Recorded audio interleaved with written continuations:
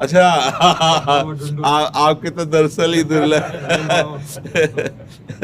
बड़ी कृपा आपकी, आज सुलभ हो गई बाबा। कैसे हो आप? बढ़िया बाबा, आशीर्वाद आपको। बाबा मैं भी आया हूँ। अरे लालू भैया ये वो जन है, इनकी जो पत्नी है वो बरसाने की सखी है। जब हमें कहीं रोटी नहीं मिलती तो आखिरी घर में इनके जाते थे मांगने और कहते कि राधे बाबा मिली, तुम चुप हो, नहीं मिली बाबा ना, हाँ माता जी नहीं, अरे बैठो बाबा बैठो, बैठ नहीं, मतलब एक जगह पाना, अरे बाबा हमारी श्री जी का तू है, काहे को सब प्रपंच सोचता है, एक जगह पाना, बैठ। सालों प्रायः मिलती ही नहीं थी शाम की रोटी, तो ये है मतलब माँ जैसे प्यार करने, ब्रजवासियों का प्यार, मतलब अरे छोटे छोटे बच्चे ऐसा ये घेर लेते और बाबा ये प्रश्न, वो बाबा काशी की बात बताओ बाबा, मतलब ब्रजवासियों का जो प्रेम है ना वही भगवत प्रेम प्रदान करता है, ब्रजवासी कृपा। अब ये बालक था, इससे कहा लालू भैया यार मेरे सौभाग्य में तो नहीं आ रहा कि मैं वृंदावन वास करूं, तू बोल दे तो मुझे विश्वास है वृंदावन। बोले जा बाबा हो जाएगा वृंदावन।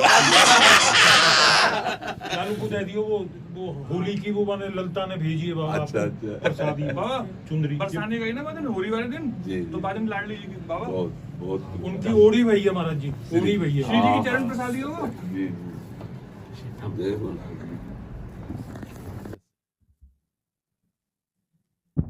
अब कौन प्रश्न कर रहा था? वो इनका दरअसल वेला तो एकदम पुरानी याद आ गई कि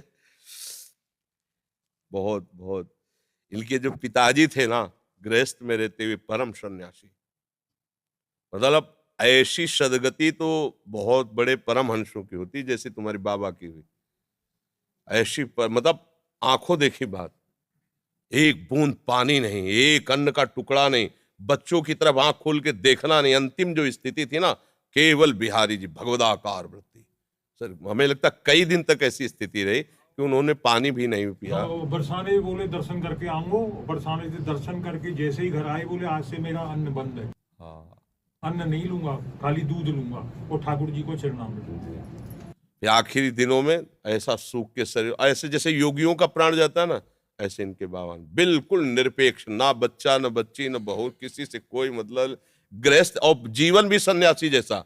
4 बजे तड़के लंगोटी पहन करके यमुना किनारे भीषण सर्दी में, जहाँ अच्छे अच्छे काप जाए इनके बाबा, ऐसे फिर चिड़ियों को नमकीन खिलाना सब। कोई संत अगर प्रणाम कर दे तो तुम्हें तुम्हारे गुरु और इष्ट की कसम है, अगर प्रणाम किया ऐसे कहा, बिल्कुल इस सख्त। ये गृहस्थ जन नहीं है, ये ब्रजवासी भगवत स्वरूप है।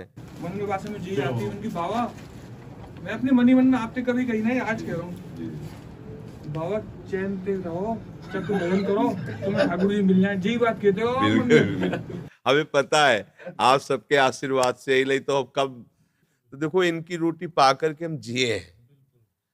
आज भी बच्चा भगवत कृपा से हमारे भोजन में पहले ब्रजवासी करना आता है, 3-4 ब्रजवासी हैं जिनकी रोटियां आती हैं, तो हम जीते भी ब्रजवासी। देखो चाहे जो कुछ भी हो, एक बात काम की बात, ये सब तो बात तो बहुत है।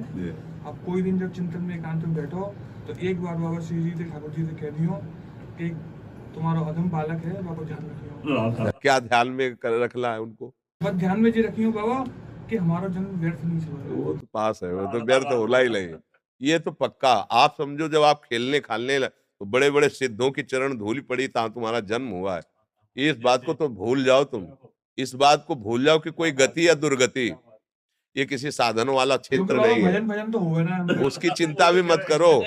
काहू के बल भजल को काहू के आचार, और ब्यास भरोसे कुंवर के सोवत पाव पसार।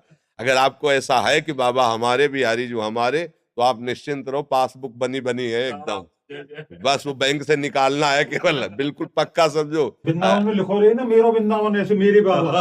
बाबा जो कहते ना ये इनके इन प्रकार चाहे कछु भी हो कैसे भी हो, कोई ना कोई संत भगवान स्वरूप में ऐसे ही 9 बजे तक दोनों लगे रहते। हमारे पिताजी कहते बाबा को बहुत दूर हाँ, सीढ़ी से उतरते चढ़ते 1 घंटा बाबा हिल के आते, चलो बच्चों चलो जाले दो बाबा को जाले दो, और ये दोनों लगे रहते खड़े। अब ये चुप होते तो बैल प्रश्न करते। जा रहे हैं। राधे श्याम बाबा। राधे श्याम।